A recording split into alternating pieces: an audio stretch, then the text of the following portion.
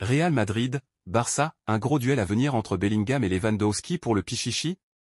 La fin de la saison approche en Espagne et aucun joueur ne s'est encore démarqué au classement des meilleurs buteurs.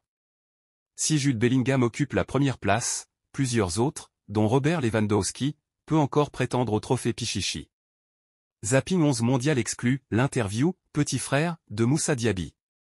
Qui finira meilleur buteur de la saison en Liga? Il ne reste plus que 13 journées avant que le championnat d'Espagne ne ferme ses portes et la bataille pour le trophée Pichichi fait rage.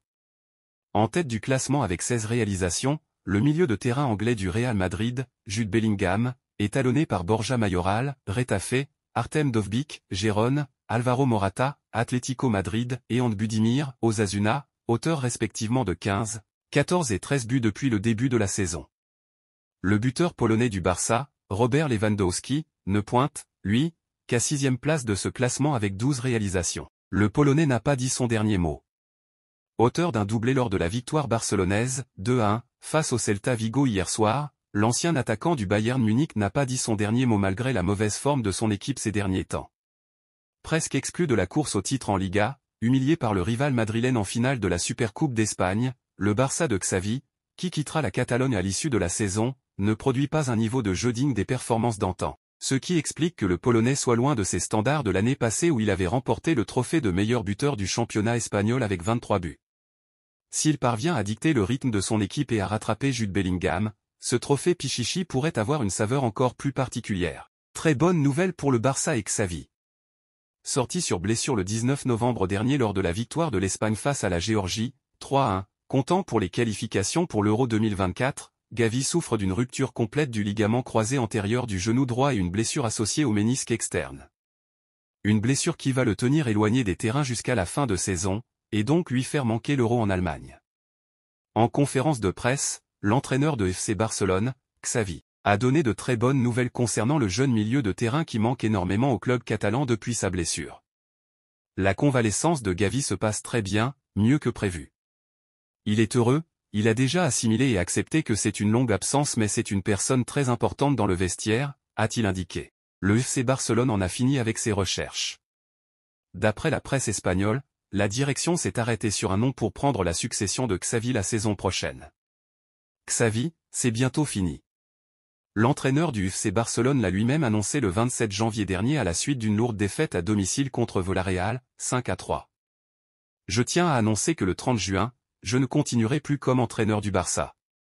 Je pense que la situation doit changer de cap et, en tant que culé, je ne peux pas permettre la situation actuelle. Il invoquait une usure mentale mais aussi son manque de faculté à trouver les ressorts pour permettre à son équipe de repartir de l'avant. Même si le risque de fin de saison en roue libre existe, cette communication officielle permet à la direction de se mettre rapidement en quête d'un entraîneur en vue de la saison prochaine. Pas mal de noms sont rapidement sortis comme Xavi Alonso, Jürgen Klopp, Sergio Conceição ou encore Ruben Amorim et surtout Hansi Flick. Joan Laporta a avoué avoir un faible pour les techniciens allemands en ce moment. L'ancien coach du Bayern, libre depuis son départ de la Nationalmannschaft, est vite apparu comme l'un des favoris avec Roberto De Zerbi. Inter Miami, les révélations de Luis Suarez sur son transfert raté au Real Madrid.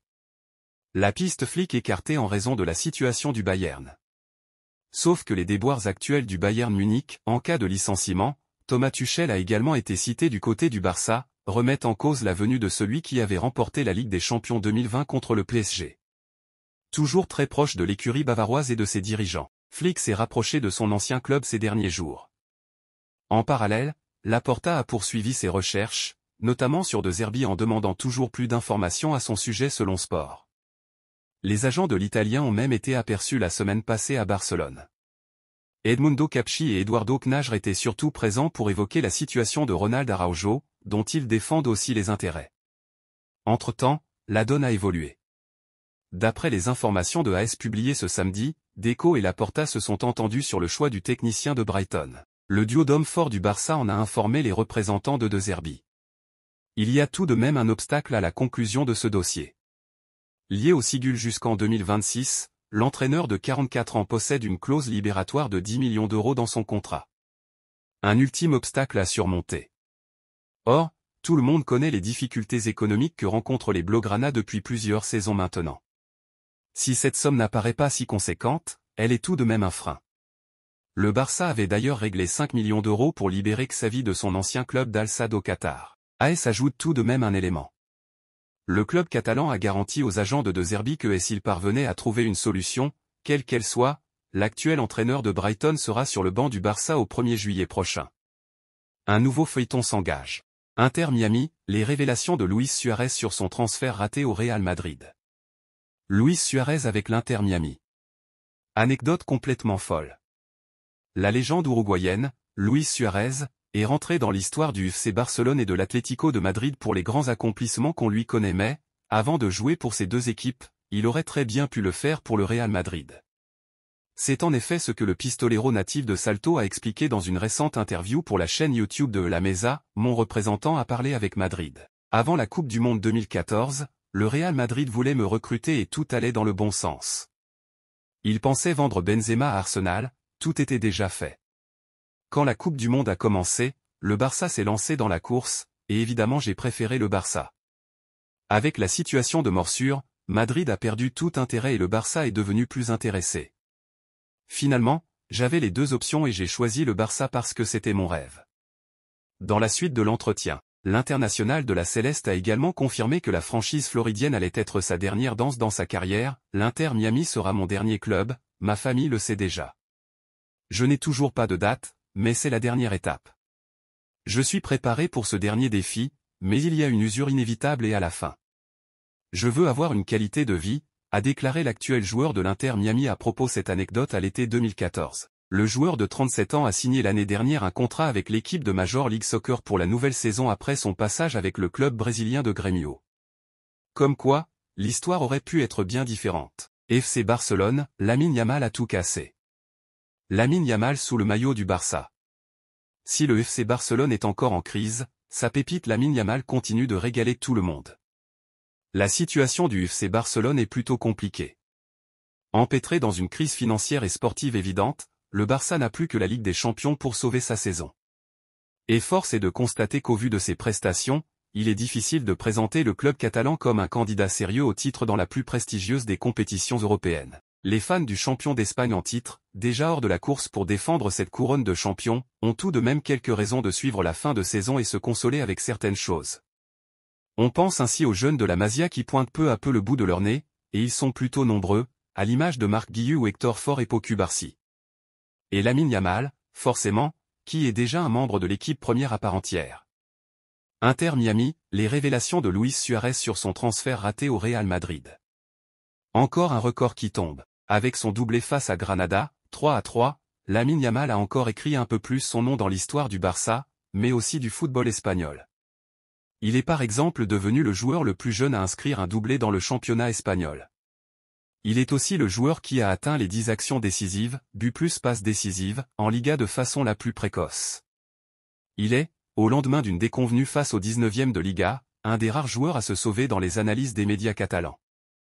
Lamine ne mérite pas de vivre ça, explique Sport, en référence au contexte difficile dans lequel doit évoluer la pépite espagnole. Une des rares lueurs d'espoir dans un horizon assez maussade, en somme. En plus des stats cités plus haut, il y a un autre chiffre dévoilé par la presse catalane qui est pour le moins surprenant. Il est ainsi le joueur qui a récupéré le plus de ballons contre Granada, 8 au total. Plutôt surprenant, donc. D'ici la fin de saison, nul doute que Lamine Yamal nous réserve de nouvelles belles prestations. Rafinha pourrait quitter le FC Barcelone pour prendre la direction de l'Angleterre lors du prochain mercato d'été. Alors que son contrat se termine en juin 2027, l'ailier Rafinha disposerait d'un bon de sortie pour quitter le FC Barcelone lors du prochain mercato d'été. Les dirigeants blaugrana espèrent encaisser un chèque de 75 millions d'euros pour le départ de l'international brésilien, 19 sélections, 6 buts.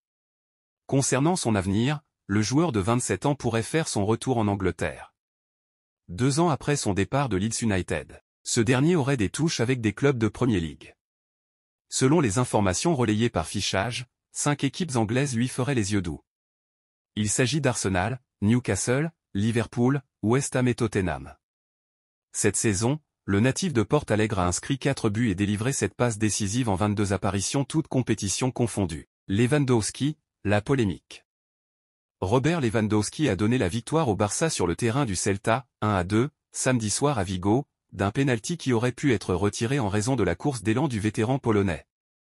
Grâce à un doublé de Robert Lewandowski, le FC Barcelone a arraché 3 points précieux face au Celta de Vigo, samedi en Galice, pour le compte de la 25e journée de Liga. Les champions en titre, 3e au classement espagnol, reviennent à 7 points du Real Madrid, un leader qui affronte le Rayo dimanche. Le Oui a ouvert le score d'une frappe croisée terrible avant la mi-temps, 45e, mais les locaux ont égalisé par leur buteur maison Iago Aspas au retour des vestiaires, 47e. Oscar Mingueza, le défenseur formé au FCB, est passeur décisif face à son ancien club. Lewandowski rate son premier pénalty. Les hommes de Xavi ont poussé et ont fini par gagner dans le temps additionnel sur un pénalty bêtement concédé par Fran Beltran, qui a tapé dans le postérieur de Lamine Yamal. Lewandowski est d'abord tombé sur Vicente Guetta, mais les arbitres ont fait retirer le pénalty car le gardien de Celta n'était pas sur sa ligne. Le Polonais a converti son deuxième péno et les arbitres n'ont pas bronché alors que le joueur de 35 ans a arrêté sa course d'élan à 2 reprises, aux grandes dames des joueurs adverses.